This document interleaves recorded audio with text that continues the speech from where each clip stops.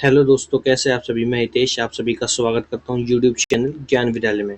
I hope आप सबकी preparation बहुत ही अच्छी चल रही होगी।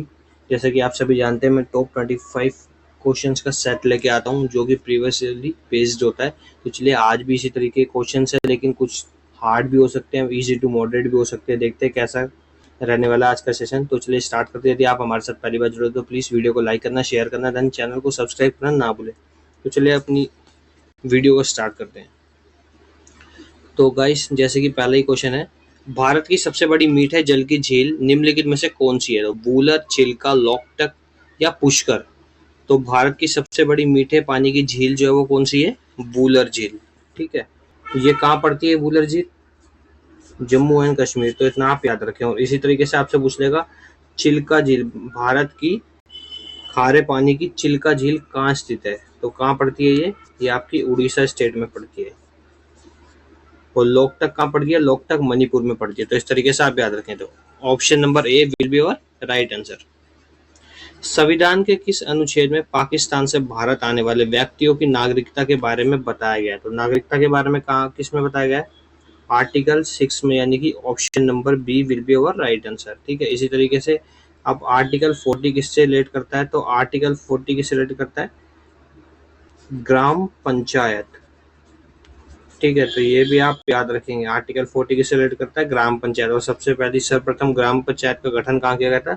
2 अक्टूबर 1959 को राजस्थान के नागौर में किया गया था। ठीक है, आर्टिकल 21 किससे संबंधित है? प्राणदैहिक स्वतंत्रता। ठीक है, तो इतना आप याद रखेंगे। तो option number B will be your right answer. Pachmarhi जीव संरक्षण क्षेत्र कहाँ स्थित है? पंचमढ़ी जीव संरक्षण क्षेत्र यानी कि Panchmarhi wild life conservation area situated in Madhya Pradesh. तो option number B will be your right answer. ठीक है, तो इतना आप याद रखेंगे। मर्मगोआ बंदरगाह किस राज्य में स्थित है? मर्मगोआ बंदरगाह किस राज्य में स्थित है? अब दोस्तों क्वेश्चन आता है कि जो पोर्ट्स हैं वो कितने हैं टोटल इंडिया के अंदर। तो ये भी आपको पता होना चाहिए कितने हैं। 13 जो है हमारे मेजर पोर्ट्स है, जिन्हें आप क्या बोलते हैं? बड़े पोर्ट्स। ठीक है, 13 मेजर पोर्ट्स हैं और बाकी 200 प्लस कौन से हैं? Minor ports. ठीक है, तो इतना आप याद रखेंगे। यानी कि टोटल जो है कुल मिलाकर 224 के आसपास हमारे पोर्ट्स हैं इंडिया के अंदर। ठीक है, अब बात आती है कि मर्मगोआ बंदरगाह कहाँ स्थित है? तो मर्मगोआ कहाँ स्थित है? गोवा में स्थित है। इस तरीके से आप थोड़ा इसमें क्या कर सकते हैं? ट्रिक भी लगा सकते हैं। मर्मगांव या मर्मगोआ। ठीक है, तो गोवा से आपको पता चल जाएगा, उसमें नाम भी आ रहा है इस तरीके का। ठीक है, तो गोवा में स्थित है। और इसी तरीके से आपसे पूछता है कि भारत का सबसे नंबर 1 और सबसे क्या नाम है टॉप का बंदरगाह कौन सा है?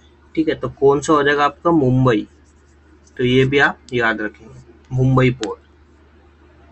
तो option number B will be your right answer.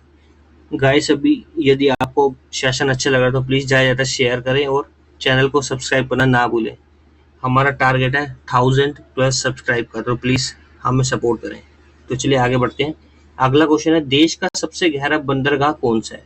अब जैसे कि मैंने आपको बता दिया कितने माइनर और मेजर पोर्ट्स है, टोटल पोर्ट्स ऑफ इंडिया कितने हैं। ठीक है, अब क्वेश्चन आया सबसे डीपेस्ट पोर्ट जो है वो कौन सा है। ठीक है, इस तरीके से आपसे क्वेश्चन पूछ लेगा डीपेस्ट पोर्ट कौन सा है, तो विशाखापट्टनम है। अब ये दे दिया, आप क्वेश्चन को थोड़ा टफ करेगा तो पूछ लेगा कहाँ पड़ता है, तो ये पड़ता है आंध्र प्रदेश के अंदर। इतना आप याद रखेंगे। ठीक है, इसी तरीके से आपसे पूछ लेगा कि मुंबई का जो पोर्ट है उसको एक और नाम से भी जाना जाता था, वो भी आपको पता होना चाहिए, नावा शोवा। ठीक है, नावा शोवा बंदरगाह कहाँ स्थित है, इस तरीके से पूछेगा। तो ये भी बॉम्बे में यानी कि मुंबई में स्थित है। तो इस तरीके से आप याद रखेंगे। ठीक है, और पूछ लेगा देश का सबसे नया बंदरगाह कौन सा है? तो पोर्ट ब्लेयर पोर्ट। ठीक है, जो कि अंडमान निकोबार आइलैंड पर स्थित है।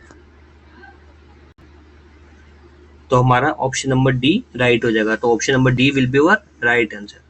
बाबर और अफगानों के बीच घाघरा का युद्ध कब हुआ था? तो बाबर और अफगानों के बीच घाघरा का युद्ध कब हुआ था? 1529 में। दोस्तों, यही एक वॉर ऐसा है जो कि जल और थल दोनों पे लड़ा गया था। ठीक है, इतना आप याद रखेंगे। आपसे ऐसे ही पूछ सका है कि दिल क्या नाम है कौन सा ऐसा युद्ध था जो बाबर द्वारा लड़ा गया था जल और थल पे, तो कौन सा था? घाघरा का युद्ध। इसी तरीके से आप याद रखें 1526 में कौन सा हुआ था? पानीपत का फर्स्ट वर्ल्ड वॉर हुआ था, ठीक है, पानीपत का प्रथम विश्व युद्ध या प्रथम युद्ध बोल सकते हैं आप। 1527 में खानवा का युद्ध हुआ था, 28 में चंदेरी का युद्ध हुआ था, ठीक है, और 29 में आपको बताई दिया क्वेश्चन के अकॉर्डिंग, और 30 में बाबर की क्या हो जाती है? डेथ हो जाती है। तो इतना आप याद रखेंगे। तो option number C will be your right answer. अगला क्वेश्चन देखते हैं, निम्नलिखित में से कौन सा लोक जनजातीय नृत्य उत्तर प्रदेश से संबंधित है? आप सभी जानते हैं कि स्टैटिक जीके का बहुत ही इंपॉर्टेंट रोल है हर किसी एग्जाम के अंदर। तो टाइप्स का क्वेश्चन आता है या डांस से आता है, नृत्य से आता है, या आपसे पूछ लेगा कोई लोक पर पूछ लेगा, ठीक है, या त्योहार पूछ लेगा, तो इतना आपको याद होना चाहिए, ठीक है। तो पूछ रहा है कौन सा लोक या जनजातीय नृत्य उत्तर प्रदेश से संबंधित, तो उत्तर प्रदेश से संबंधित कौन सा हो सकता है? झोरा, ठीक है, तो ऑप्शन नंबर बी हमारा राइट हो जाएगा। इसी तरीके से नीचे दे रखा है राउफ, तो राउफ कहाँ पे होता है? जम्मू एंड कश्मीर में, तो ये भी आप याद रखेंगे। इसी तरीके से तमाशा दे रखा है, ये कहाँ होता है? महाराष्ट्र। तो option number B will be your right answer. Meghalaya का लोक नृत्य है, मेघालय का कौन सा लोक नृत्य है? तो ऑप्शन नंबर बी लाहो, ठीक है, इसको आप बोल सकते हैं लाहो या लो, ठीक है, तो इसी तरीके से आप याद रखेंगे। तो option number B will be your right answer. Buxar national park कहाँ स्थित है? बक्सर नेशनल पार्क कहाँ स्थित है? पश्चिम बंगाल, तो option number B will be your right answer. इसी तरीके से आपसे महाराष्ट्र से पूछता है कि टाडोबा नेशनल पार्क कहाँ स्थित है, नवेगांव, ठीक है, तो ये सब भी कहाँ से रिलेट करते हैं? महाराष्ट्र स्टेट से, तो इतना आपको याद होना चाहिए। तो option number B will be your right answer. Gorumara राष्ट्रीय उद्यान कहाँ स्थित है? तो गोरुमारा राष्ट्रीय उद्यान कहाँ स्थित है? पश्चिम बंगाल, तो option number A will be our right answer. अब इसी तरीके से आपसे वेस्ट बंगाल के नृत्य पूछ लेता है, तो ये भी आपको याद होने चाहिए कौन कौन से होते हैं। कीर्तन होता है, ठीक है, गंभीरा, इस तरीके से आपसे पूछ लेता है जो वेस्ट बंगाल के फेमस नृत्य हैं, तो ये आपको याद होने चाहिए। उत्सव भी पूछ लेता है, नृत्य भी। नोबेल पुरस्कार कितने क्षेत्रों में दिया जाता है? अब सबसे पहले बात आती है नोबेल अवार्ड की, ठीक है, तो नोबेल अवार्ड के हम क्या क्या फैक्ट्स हो सकते हैं सारे कवर करते हुए चलेंगे, ठीक है। सबसे पहले ये किसकी याद में दिया जाता है? ठीक है, तो अल्फ्रेड नोबेल की याद में दिया जाता है, ठीक है। अब अल्फ्रेड नोबेल की याद में दिया जाता है, ठीक है, तो अल्फ्रेड नोबेल जो थे कौन थे? इनका जन्म कब हुआ था? 1833 में हुआ था, और 1896 में इनकी डेथ हो गई थी। लेकिन 1867 के आसपास इन्होंने क्या किया था? डायनामाइट की खोज की थी, ठीक है, तो इतना आप याद रखेंगे, डायनामाइट की खोज की थी इन्होंने, ठीक है। अब नोबेल नोबेल पुरस्कार जो कितनी फील्ड्स में डिस्ट्रीब्यूट किया जाता है वो मैंने आपको बताई दिया, 6 फील्ड्स में किया था, तो ऑप्शन नंबर सी हमारा राइट हो जाएगा। अब बात आती है नोबेल पुरस्कार पाने वाले प्रथम भारतीय नागरिक कौन थे, तो ये भी आपको पता होना चाहिए कौन थे। रविंद्रनाथ टैगोर, ठीक है, रविंद्रनाथ टैगोर जी थे। और कब मिला था इनको? 1913 में मिला था, ठीक है, किसके लिए मिला था? लिटरेचर फील्ड में, और गीतांजलि के लिए, इनकी फेमस कृति जो है गीतांजलि के लिए मिला था। अब बात आती है कब डिस्ट्रीब्यूट किया था, कौन सी डेट को किया था, तो क्योंकि बहुत ही कंफ्यूजन बड़ा रहता है ये क्वेश्चन, तो ये अनाउंस किए जाते कब? अक्टूबर के मंथ में, मंथ ऑफ द अक्टूबर, और डिस्ट्रीब्यूट किए जाते हैं 10 दिसंबर, तो इतना आप याद रखेंगे। आप देख रहे हैं आप कितने सारे इंपॉर्टेंट फैक्ट्स बनते हैं कि क्वेश्चन, तो यदि आपकी प्रिपरेशन अच्छी है तो और भी ज्यादा वेल बेटर कर सकते हैं इस तरीके से। तो चलिए आगे बढ़ते हैं। Option number B will be our right answer. Jhaveri बहनें किस शास्त्रीय नृत्य से संबंधित हैं? तो झावरी बहनों का जैसे ऑप्शन आपको दिखे झावरी बहनें, तो मणिपुर आपका राइट हो जाएगा। मणिपुर से संबंधित है झावरी बहनें। इसी तरीके से भरतनाट्यम में कौन कौन करता है, ठीक है, तो ये आपसे पूछ लेगा। लीला सैमसन करती हैं, ठीक है, बैजंती माला, ठीक है, इस तरीके से आपसे पूछ सकता है। यामिनी कृष्णा मूर्ति, तो ये आपको ये सब ज्ञान होने चाहिए, ठीक है। तो आपका भरतनाट्यम कहाँ से रिलेट करता है? तमिलनाडु से। मणिपुरी मणिपुर से करता है। मोहिनीअट्टम कहाँ से करता है? केरल से। और कुचिपुड़ी कहाँ से करता है? आंध्र प्रदेश। तो इतना आपको याद होना चाहिए। तो option number A will be our right answer. संविधान की व्याख्या कौन करता है, यानी कि who interprets the constitution, legislature, executive, judiciary या प्रेसिडेंट, यानी कि कौन करता है? ऑप्शन नंबर बी, कार्यपालिका। तो option number B will be our right answer. HTTP का अर्थ क्या है, यानी कि आप सभी जानते हैं दोस्तों, एक ना एक हर एग्जाम के अंदर क्वेश्चन जो है वो कंप्यूटर से रिलेट जरूर होता है। यदि आपसे किसी भी चीज की वेबसाइट पूछ लेगा, ठीक है, यदि आपसे एक शॉर्टकट की पूछ लेगा किसी भी चीज की, कंप्यूटर की, जैसे कंट्रोल प्लस ई क्या होता है, कंट्रोल प्लस डी क्या होता है, इस तरीके से पूछेगा, तो इसका आंसर क्या हो जाएगा? Hyper text transfer protocol. इसी तरीके से आपसे पूछता है लैन की, पूछता है लोकल एरिया नेटवर्क, ठीक है, वाइल्ड एरिया नेटवर्क, इस तरीके से आपसे कुछ भी पूछ सकता है वो, ठीक है। तो option number A will be your right answer.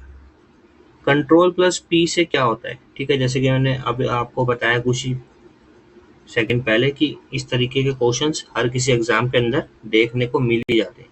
तो कंट्रोल प्लस पी का हम यूज बेसिकली किस लिए करते हैं? प्रिंट के लिए करते हैं। तो ऑप्शन नंबर बी हमारा यहाँ राइट हो जाएगा। तो option number B will be your right answer. Delhi dash नदी के तट पर स्थित है। दिल्ली किस नदी के तट पर स्थित है? आप सभी जानते होंगे, यमुना नदी के तट पर। अब क्वेश्चन पूछते हैं यमुना नदी के तट पर बसे शहर कौन कौन से हैं जो मुख्यतः पूछे जाते हैं, तो कौन कौन से होते हैं? मथुरा, आगरा और दिल्ली। तो ये आप सभी को याद होनी चाहिए, ठीक है। तो option number C will be your right answer. सदाबहार वन पाए जाते हैं, कहाँ पाए जाते हैं? Equatorial regions, monsoon climatic areas, desert region या मेडिटेरियन, यानी भूमध्य रेखीय या भूमध्य सागरीय। तो कहाँ पाए जाते हैं? मॉनसून क्लाइमेट एरियाज, यानी कि option number B will be your right answer. Netball की प्रत्येक टीम में खिलाड़ियों की संख्या कितनी होती है? नेटबॉल की टीम में खिलाड़ियों की संख्या कितनी होती है? 7 होती है। इसी तरीके से आपसे क्वेश्चन जो है स्पोर्ट से आजकल बहुत ही क्वेश्चंस आ रहे हैं। अब जैसे कि आप सब जानते हैं, अभी रिसेंटली IPL खत्म हुआ है, तो उससे रिलेट करके आपसे क्वेश्चन पूछ लेगा कि 2024 में IPL विजेता टीम कौन सी रही है, सेकंड रनर अप टीम कौन सी रही है, और ऑरेंज कैप पर्पल कैप किसके पास है। तो इस तरीके से आपसे कुछ भी क्वेश्चंस पूछ सकता है कि लास्ट जो मैच, फाइनल मैच हुआ, कौन से स्टेडियम में खेला गया, और फर्स्ट मैच कौन से स्टेडियम में खेला गया था। तो ये सब आपको याद होना चाहिए। अब इस तरीके से आपसे पूछ लेगा 11 प्लेयर्स किस में होते हैं, ठीक है, तो फुटबॉल में होते हैं, क्रिकेट में होते हैं, इस तरीके से आप याद रखें। आपसे पूछ लेगा स्पेन का नेशनल गेम कौन सी है, ठीक है, स्कॉटलैंड की कौन सी है, ठीक है, तो स्कॉटलैंड की रग्बी, स्पेन की बुल फाइटिंग, इस तरीके से आपसे पूछ लेगा कुछ भी। तो ये आपको सब कुछ याद होना चाहिए। तो option number D will be your right answer. Maharashtra में स्थित अहमदनगर का नया नाम क्या है? तो अहमदनगर का नया नाम क्या पड़ गया? अहिल्या नगर, ठीक है। इसी तरीके से महाराष्ट्र के और भी हैं, उस्मानाबाद, ठीक है, और औरंगाबाद, ठीक है, दोनों के नाम चेंज होके क्या हो गए? धाराशिव और संभाजी नगर, जो ऑप्शन में भी दे रखा है। तो इसी तरीके से आप याद करेंगे। Option number A will be your right answer. Vitamin C का रासायनिक नाम क्या है? ठीक है, अब साइंस का क्वेश्चन आ गया। तो विटामिन सी का रासायनिक नाम क्या होता है? एस्कॉर्बिक एसिड, ठीक है। इसी तरीके से रेटिनॉल किसका होता है? विटामिन ए का होता है। थायमिन किसका होता है? विटामिन बी का होता है। कैल्सीफेरॉल किसका होता है?